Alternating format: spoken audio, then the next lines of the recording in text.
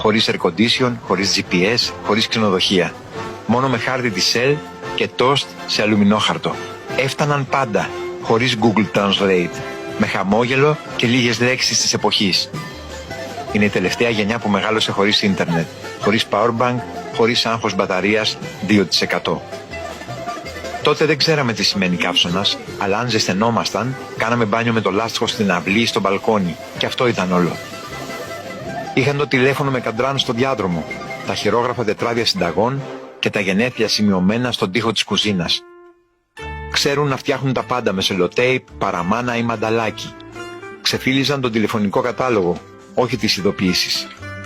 Οκ, ναι, είναι διαφορετικοί, αλλά έχουν συναισθηματικό αμίαντο, αντισώματα από το δρόμο, το κρύο και το λίγο ζάχαρο. Αντανακλαστικά, νίντζα του παλιού κόσμου. Μην υποτιμάς έναν 50 ή έναν 60.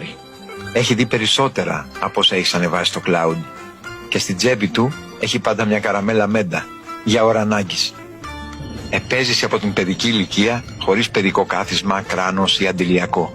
Από σχολείο χωρίς υπολογιστή και πίνακα αφής. Από νιώτη χωρίς social, χωρίς φίλτρα, χωρίς selfie. Δεν ψάχνει πάντα απαντήσεις στο Google, εμπιστεύεται κυρίως στο ένστικτό του και έχει περισσότερες αναμνήσεις από όσες έχεις εσύ φωτογραφίες.